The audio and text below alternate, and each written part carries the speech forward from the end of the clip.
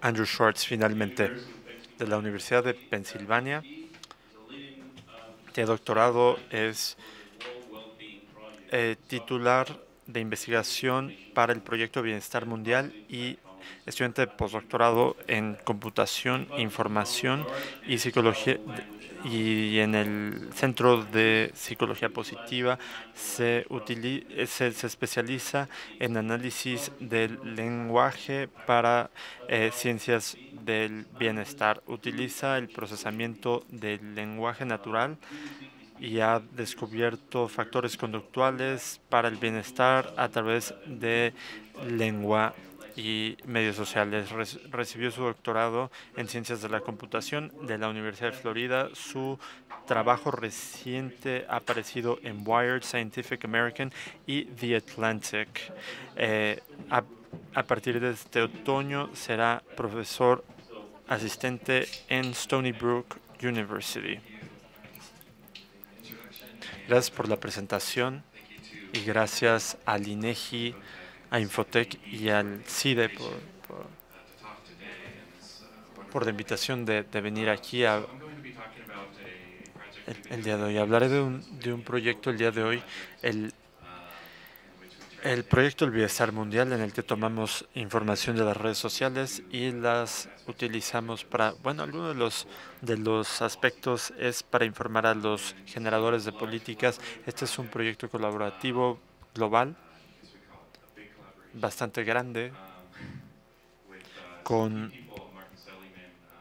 Martin Seligman y otras personas clave que fundó el Centro de Psicología Positiva, también Leo Angar y Peggy Kern, y así como alguien que está aquí.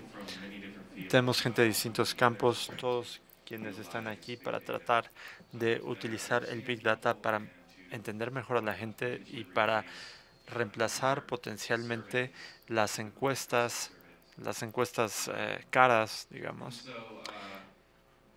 No necesito decir mucho acerca de redes sociales para este público.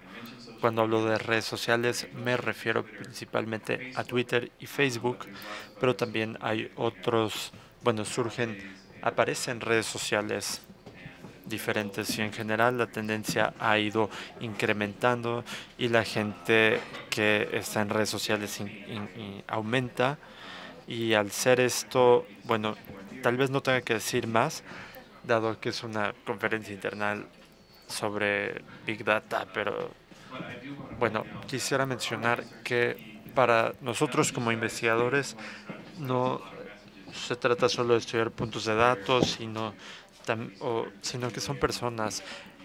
Twitter tiene 150 millones de usuarios activos al mes, Facebook tiene 1.000 millones, la séptima parte del mundo que utilizan Facebook activamente cada mes. Así que, ¿por qué nos importa el lenguaje y redes sociales como tipo de variable? Pues para estudiar, por un lado, nos da un tamaño de muestras sin precedentes. Los estudios psicológicos se limitan con frecuencia a cientos o decenas de personas, y esto nos da la posibilidad de llegar a miles de millones de personas. Hoy estaremos hablando de cientos de miles de individuos. También tenemos muchos datos por persona, mucha gente comparte todos los días sus pensamientos y sentimientos diarios, y estos datos son autodescriptivos. El lenguaje habla por sí mismo. Cuando ves que se utiliza una palabra como felicidad, no es perfecto, pero te tienes idea de a qué se refieren cuando se dice felicidad más que en otros días. Mencioné hace unos días que se atiende consideraciones diarias, lo cual es muy importante para que estos métodos puedan hacer análisis exploratorios, no solo análisis a partir de hipótesis. Se trata de descubrir información que nunca buscábamos descubrir, porque no les estamos buscando variables en específico, sino simplemente analizamos lo que la gente decide expresar. No es intrusivo, no, contrario a una encuesta, no se tarda tiempo en que te contesten o en ofrecer formular estas preguntas. También puede ser retroactivo en el caso de que ocurriera un evento. Y finalmente hay una posibilidad de análisis en tiempo real a lo largo del tiempo. Eso sería muy difícil con datos eh, diarios. Se necesitarían muchas encuestas, sobre todo si quisieras hacer la localización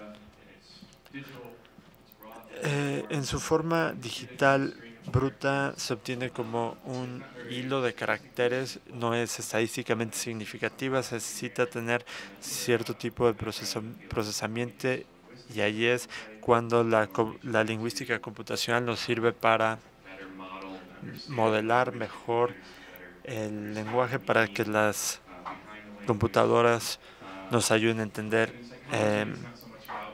esta información. A nivel psicológico no se trata de entender el significado, sino de entender a la gente.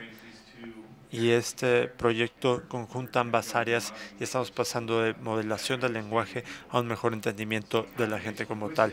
En la lingüística computacional se busca predecir de forma precisa, y los métodos han sido basados en datos durante un rato ya, y la mayoría de los métodos modernos califican como Big Data dependiendo de tu definición de Big Data, pero estamos también obteniendo la información que nos da humanos, y los métodos que usamos para análisis del lenguaje es datos pequeños o small data. Entonces juntamos esto para obtener medición y deducciones a partir del lenguaje, y todo entra en estas dos categorías que son perspectivas y mediciones. Y queremos enfatizar ambos puntos.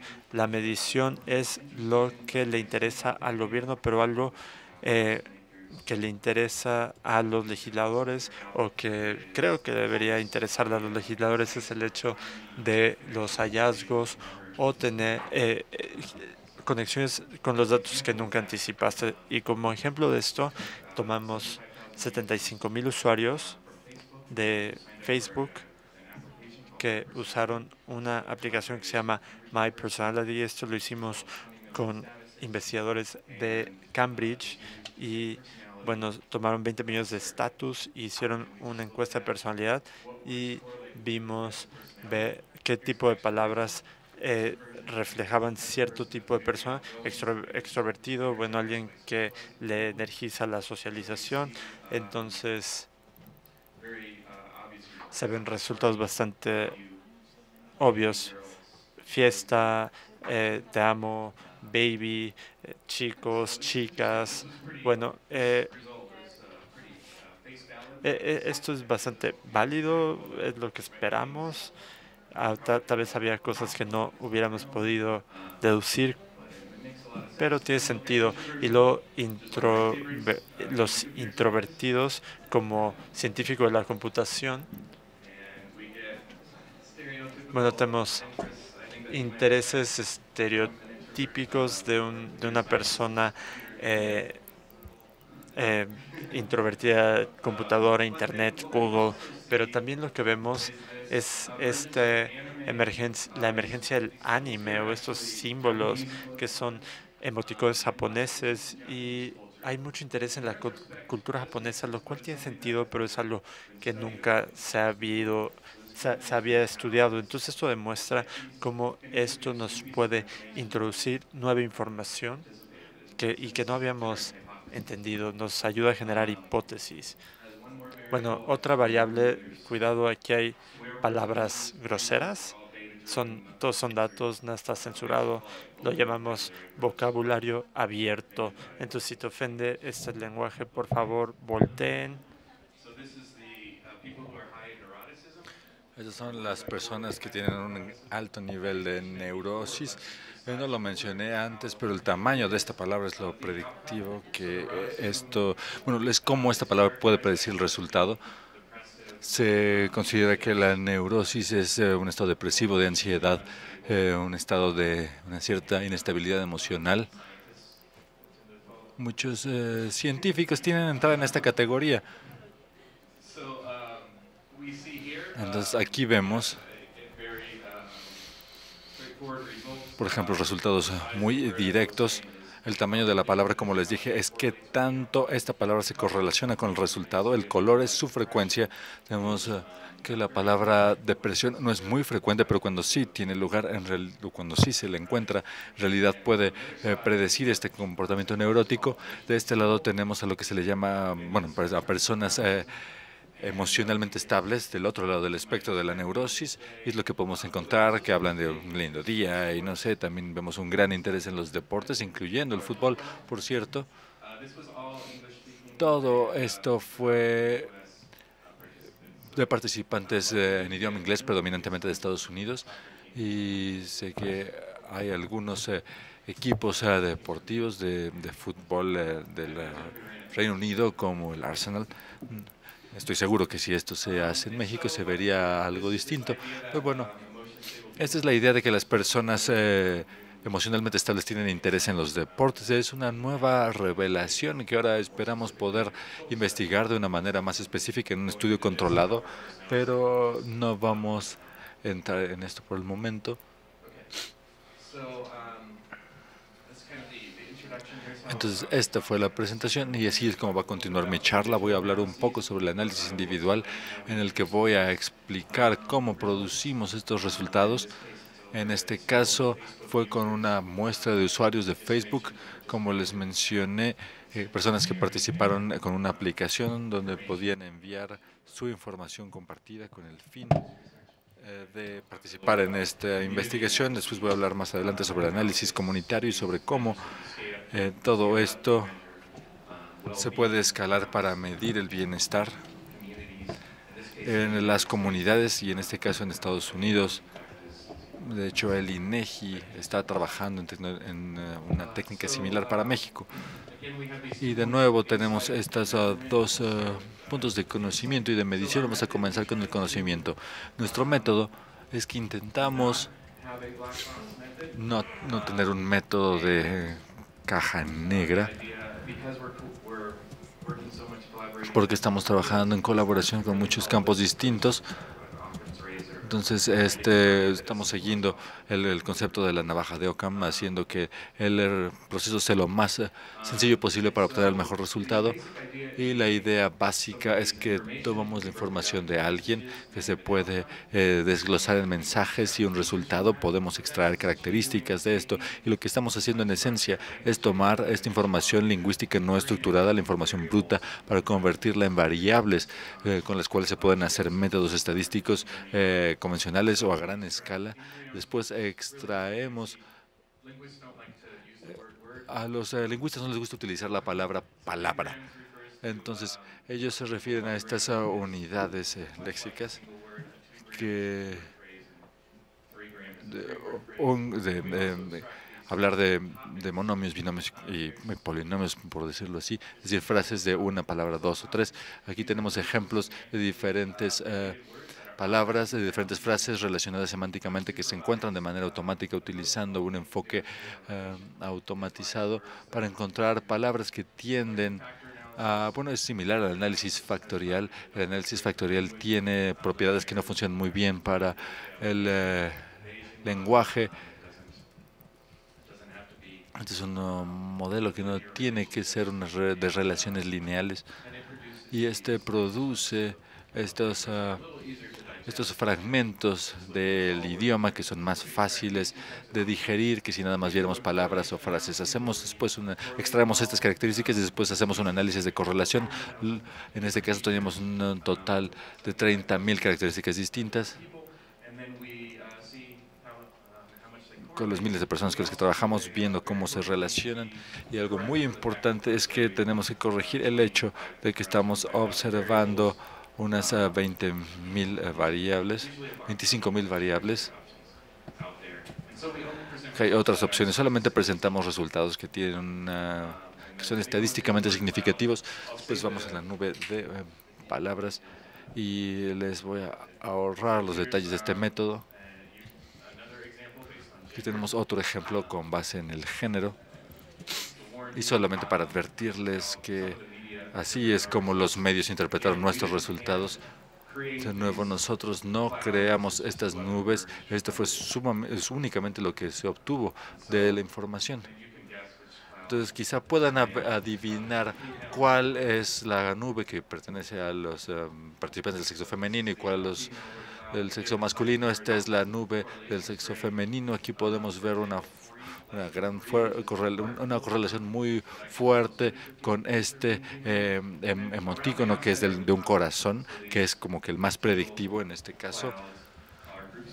En esto también tenemos otras nubes de palabras relacionadas semánticamente después de digerir la información en fragmentos que son más fáciles de mantener. De esta manera podemos tener, por ejemplo, el tema que tiene que ver con cumpleaños, otro que tiene que ver con cosas bonitas, otra con amor, otra con novios. Y después si vamos con los hombres, me da un poco de pena pertenecer a este grupo. Aquí tenemos malas palabras, tenemos deportes, peleas, conversaciones sobre el gobierno. Y uno de los nuevos puntos que encontramos es que para los hombres, mi novia y mi esposa son cuestiones que son muy predictivas, mientras que para las mujeres dicen solamente novio o esposo. A los hombres parece ser que les gusta más utilizar el adjetivo posesivo. Mientras que las mujeres no lo hacen. Lo mismo tiene que ver con los grupos de edad. Tenemos diferentes grupos etarios y una limitación actualmente con Facebook es que no muchas personas que son mayores de 30 años están en Facebook. Por eso fue un poco difícil trabajar con ese grupo de edad para este análisis, aunque ya estamos superando esta fase. Aquí tenemos un ejemplo de las personas de 23 a 29. Los grupos que están ya saliendo de la universidad para entrar a la fuerza laboral. Vemos que hay el tema de la planeación del tiempo, del empleo, de la cena, es decir, de cocinar la cena por la noche, es decir, que están pasando a una fase de la vida que es más doméstica. Tenemos el tema del alcohol, también tenemos un tema incluso de la cruda, que es algo que es común en esta edad.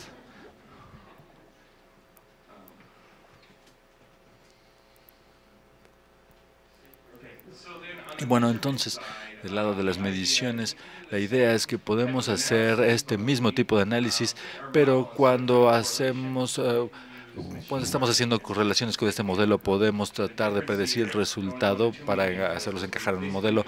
No voy a dar muchos detalles, pero lo que estamos haciendo, estamos encajando estos modelos de manera multivariable en lugar de utilizar solamente una sola variable. Estamos utilizando covarianza. Entonces utilizamos una regresión penalizada. En este caso, este tipo de regresión para tratar de comprender la personalidad de las personas, predecir la personalidad de las personas con base en el lenguaje.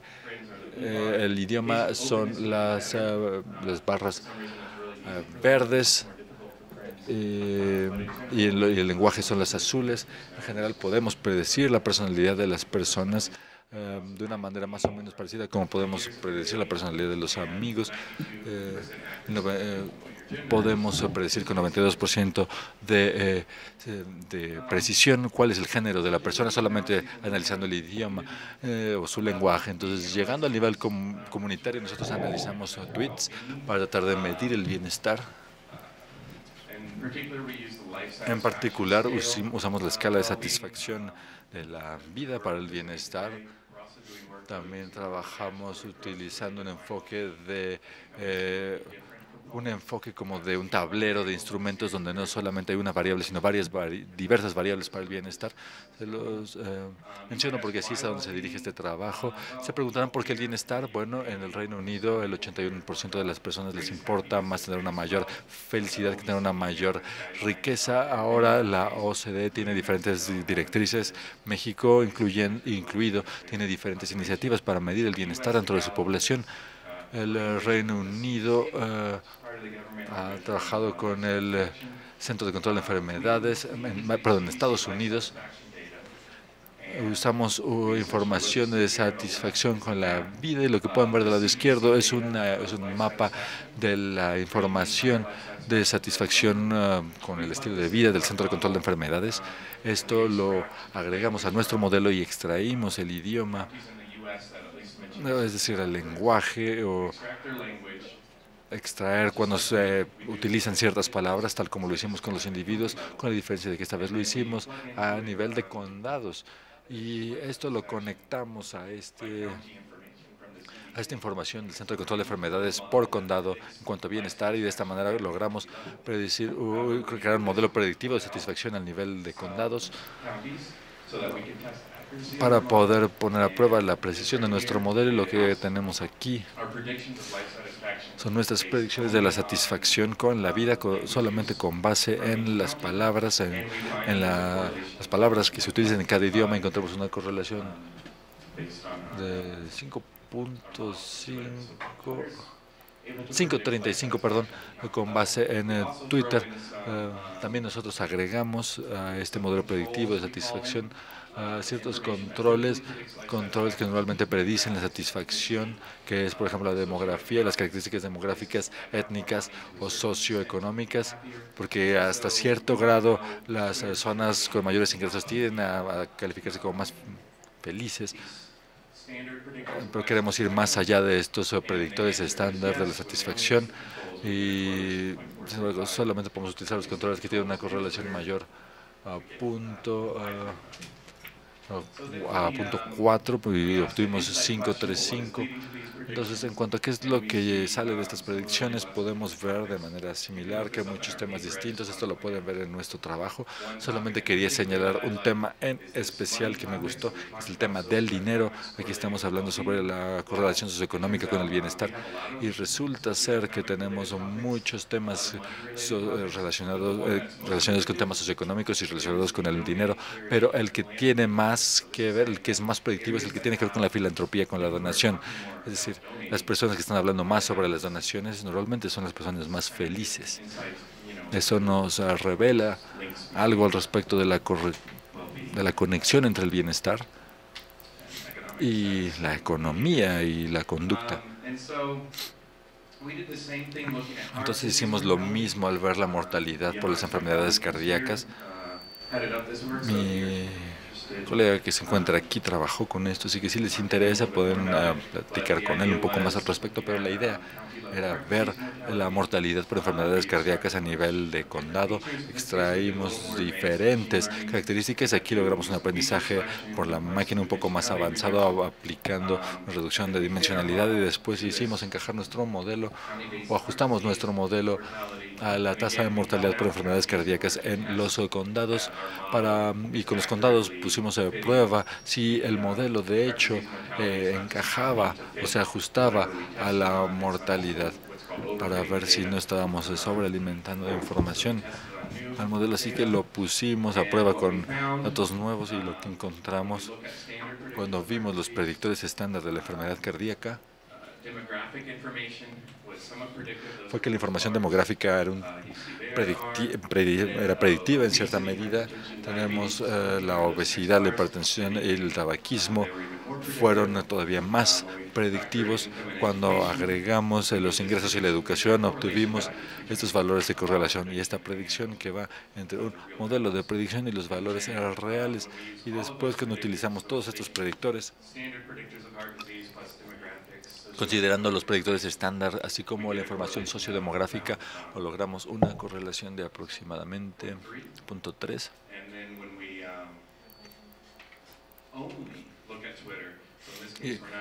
Aquí solamente estamos viendo Twitter, no usamos esta información, más Twitter. Con Twitter logramos una mayor predicción solamente con Twitter que con todas estas otras variables. Eso nos sorprendió mucho. Encontrar esto. En esencia, el Twitter está capturando mucho más que los predictores estándar, y esto es sin siquiera haberlo agregado al modelo. Funciona un poco mejor, desde luego, cuando lo agregamos al modelo. Pero de nuevo, ¿qué es lo que se predijo? Encontramos cosas como que unas ocupaciones de un mayor estatus, había una relación con esto, No me gusta etiquetar los temas, pero a los psicólogos les gusta hacerlo, así que solamente les quería decir eso. Fueron los psicólogos los que pusieron estos temas. Aquí tenemos un conjunto de temas relacionados con el enojo, con las emociones negativas, con el desapego también. Entonces es difícil estudiar cómo estos atributos, como por ejemplo el enojo, se relaciona con la salud. Habría que hacer cientos de estudios, pero Twitter nos permite obtener este tipo de conocimiento. Y por último, solamente quería señalar, o quería resumir esto en cómo esto se relaciona con las políticas públicas. Y uno de los puntos clave está relacionado con los estudios, con las encuestas, si se quieren si quiere obtener información geográfica refinada, es decir, a nivel municipal o de condado sobre las personas. Es en realidad muy difícil poder hacer un tipo de encuesta de este tipo a tantas personas. Desde luego esto da una manera sumamente costo efectiva de hacer esto, o bastante económica de hacer lo anterior, y una vez que ya todo esté establecido será sencillo en diferentes ubicaciones el poder adaptarlo. El otro tema es que no es intrusivo, las personas no tienen que tomarse el tiempo de contestar un teléfono. Ahora es difícil lograr buenas respuestas de los buenas respuestas para las encuestas, porque muchas personas ya no tienen líneas fijas de teléfono y hay leyes en contra de que se les llame para encuestarlos, por ejemplo, los teléfonos celulares. En cuanto a las redes sociales, la información todavía está un poco sesgada. Lo que puedo señalar con nuestro estudio es que no estamos evaluando nuestros modelos con una muestra sesgada. El Twitter puede estar sesgado, pero estamos comparando el lenguaje que se utiliza en Twitter con una muestra no sesgada. Aquí tenemos las personas en azul claro que participaron en las encuestas telefónicas, las personas que tuitean. Y de esta manera las dividimos de esta forma. Del lado izquierdo tenemos a los tuiteros que están sesgados. Del lado derecho tenemos a las personas que tomaron la encuesta que no están sesgadas. Y hicimos un modelo para poner a prueba la información sesgada contra la no sesgada. Y en esencia se está alimentando con información sesgada para mapear la información no sesgada, y esto es lo que representa la precisión, es decir, que también está Twitter prediciendo las muestras estratificadas sesgadas que proporciona el Centro de Control de Enfermedades. Y por último, esto no nos reemplaza por completo las encuestas, aún son necesarias para poder ajustar estas metodologías, quizá para tener una mayor confianza en ellas, pero a una escala mucho más limitada. Ya no se está hablando de millones de llamadas, sino sencillamente cosas para asegurarse de que está funcionando correctamente el modelo. Y muchas gracias por su tiempo y su atención.